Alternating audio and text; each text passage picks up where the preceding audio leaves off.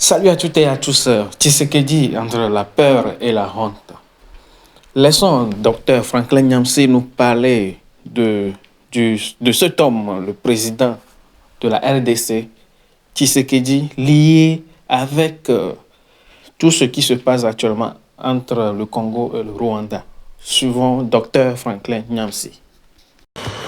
Je tiens à vous rappeler qu'au mois de mars 2024, la Russie avait publié un communiqué disant que la République démocratique du Congo l'avait approché pour signer un accord de coopération militaire et de coopération technique. À peine la Russie a-t-elle publié ce communiqué que tous les diplomates du ministère congolais des Affaires étrangères, sous les ordres de Tshisekedi lui-même mis sous pression par ses maîtres occidentaux, ils ont couru dans tous les médias publics, sur toutes les plateformes pour démentir le moindre contact avec la Russie pour des questions militaires. Vous vous souvenez de ça? Tshisekedi et tous ses ministres ont couru sur tous les plateaux de télévision.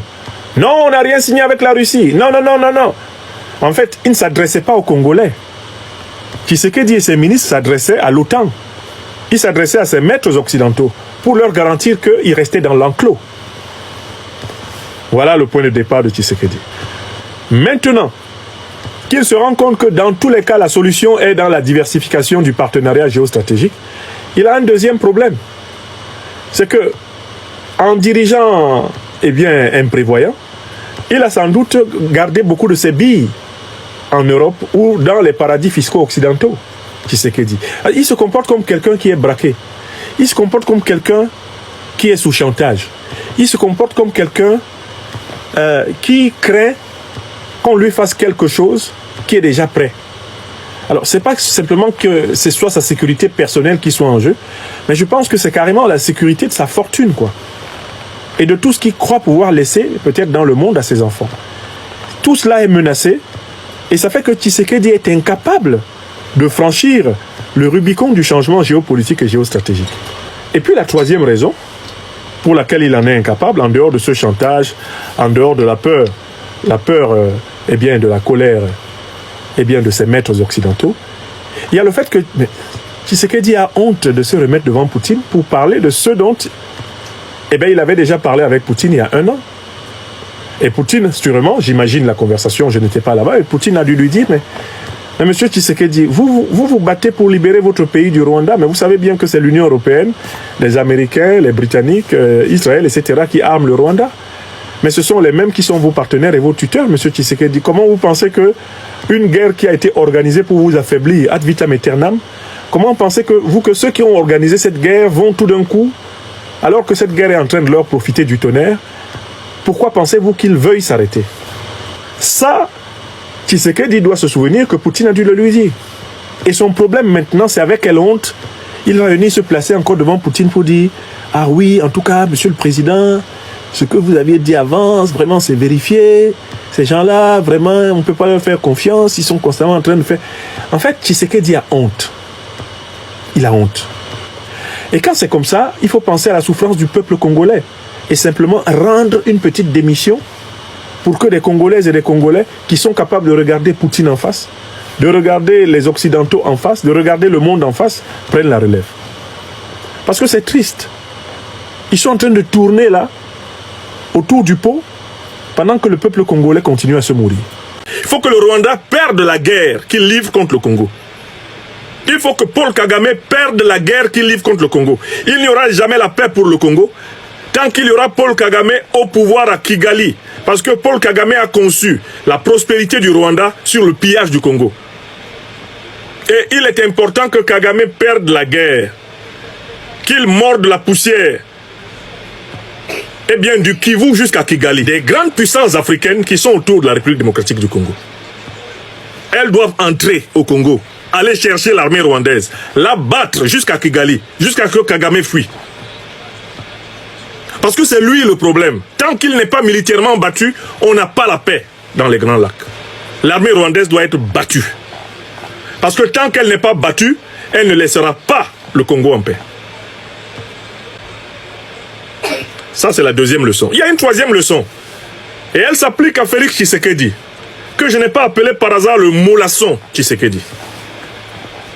l'armée congolaise à la lutte de libération de son territoire, Tshisekedi est allé chercher des mercenaires occidentaux, principalement roumains et partiellement français, en tout cas dirigés par un Français. Il est allé les chercher, il les a amenés au Congo, il les a mis au beurre et ils lui ont promis que jamais Goma n'allait tomber. Ils lui ont promis que vraiment le Sud Kivu ou le Nord Kivu, il s'en occupe personnellement. Mais nous avons les images. Dès les premiers combats, à l'approche de la capitale, eh bien, du Kivu, qu'est Goma, les mercenaires recrutés par Tshisekedi se sont tous barrés et ils sont allés se réfugier côté rwandais. Ce sont des images piteuses. Je vous les montre. Je vous les montre avant d'en tirer la leçon que Tshisekedi n'a pas comprise. Une leçon que je lui avais proposée il y a plus d'1 an, quand il a commencé à recruter ses mercenaires. Hey, Chief.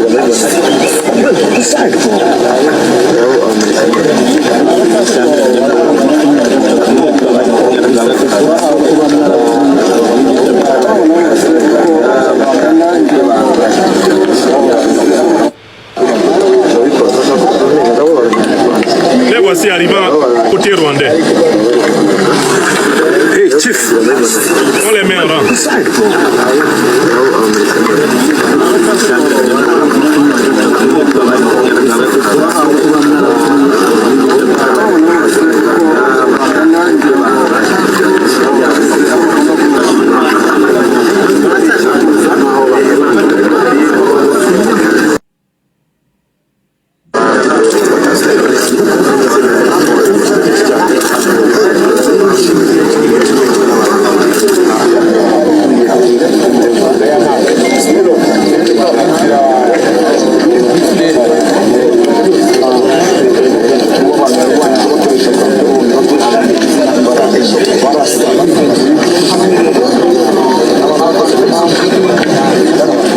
Bon, donc vous avez bien vu ces mercenaires. Ce sont des images donc des mercenaires occidentaux de Félix Tshisekedi qui normalement étaient supposés tenir la ville de Goma et qui se sont rendus, qui ont déposé les armes au premier coup de feu et ont fui en masse pour aller se réfugier et être protégés par le Rwanda. Ils se sentent plus en sécurité au Rwanda, tout naturellement, qu'en République démocratique du Congo, puisqu'ils ont trahi leur patron, Tshisekedi, qui les payait à prix d'or de diamants, avec des salaires largement au-dessus de ceux de l'armée congolaise, pour qu'ils viennent aux côtés de l'armée congolaise combattre les terroristes rwandais. Vous voyez ce qui se passe? Oh, j'avais dit à Félix Tshisekedi qu'il jouait à un jeu de dupes contre le peuple congolais. Pourquoi? Parce que, comme je l'avais montré, le régime de Kigali et le régime de Kinshasa, le régime de Kagame donc, et le régime de Tshisekedi ont les mêmes parrains impérialistes occidentaux. Par conséquent, prendre des mercenaires occidentaux afin qu'ils t'aident à combattre un proxy de l'Occident, alors que toi-même tu es un proxy de l'Occident, c'est organiser juste une pièce de théâtre. Voici des gros gaillards comme ça, qui ont des allures de soldats, et qui n'ont pas été capables de résister une journée à Goma contre le M23 et l'armée rwandaise, et qui ont eu spontanément l'idée de déposer leurs armes et de se rendre côté rwandais pour se mettre en sécurité, révélant par là en fait que ce sont les complices de Kagame. Tshisekedi prétendait avoir recruté des mercenaires occidentaux pour aider l'armée congolaise à combattre l'armée rwandaise. On découvre que ces mercenaires ne sont ni plus ni moins que les compagnons de Kagame, qui étaient à l'intérieur de l'armée congolaise. Écrivez ça. Est-ce que vous comprenez? Est-ce que vous voyez le degré de misère mentale, de misère intellectuelle qui frappe l'élite qui dirige le Congo? Tshisekedi, il a été prévenu plusieurs fois. Vous ne pouvez pas prendre des mercenaires occidentaux pour combattre un État qui a été armé par l'Occident pour vous combattre. Vous ne pouvez pas le faire. Ce n'est pas possible. On l'a expliqué de 1000 façons possibles à Tshisekedi. Il est allé chercher les mercenaires occidentaux pour combattre Kagame, qui est lui-même un mercenaire occidental. Et voilà que les mercenaires se sont rassemblés ensemble. En plein jour, les images que vous voyez là, ce sont les mercenaires payés par Tshisekedi qui ont refusé de combattre, qui se sont rendus côté rwandais pour être en sécurité. Et si vous regardez bien les images, ils sont même souriants. Ils sont souriants. Ces mercenaires sont souriants, ils sont heureux. Ils ont trahi l'armée congolaise. Des soldats congolais sont tombés et eux, ils se mettent au beurre. Ils passent de l'autre côté tranquille. De toutes les façons, ils n'étaient pas venus mourir, ils étaient venus prendre l'argent du Congo. Alors cela vous permet de faire une différence entre les véritables alliances anticolonialistes et anti-impérialistes qui ont permis à l'Afrique de combattre les puissances coloniales au XXe siècle et les fausses alliances avec des compagnies, eh bien, de mercenaires comme ceux-ci qui, à la première alerte, sauvent leur peau en partant avec la caisse. Est-ce qu'il vous souvient des événements qui ont eu lieu au nord du Mali au mois de juillet 2024? Qu'est-ce qui s'est passé au nord du Mali en juillet 2024? Vous vous souvenez?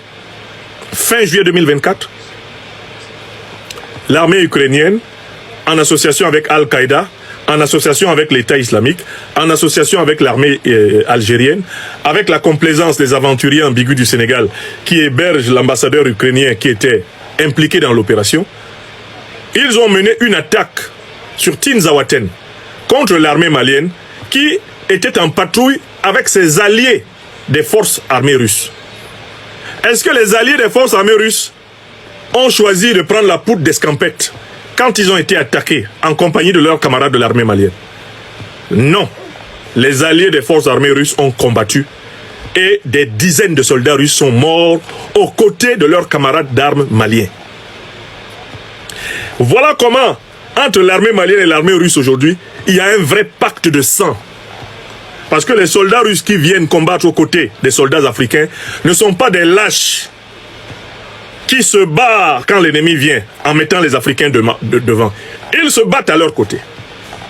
Regardez le contre-exemple au Kivu. Tshisekedi paye à prix d'or. Il paye à prix d'or. Ces gaillards que vous avez vus fuir à la frontière rwandaise et être accueillis, caressés par les soldats rwandais. Bichonnés par les soldats rwandais comme des enfants de maternelle qui vont en excursion dans un parc.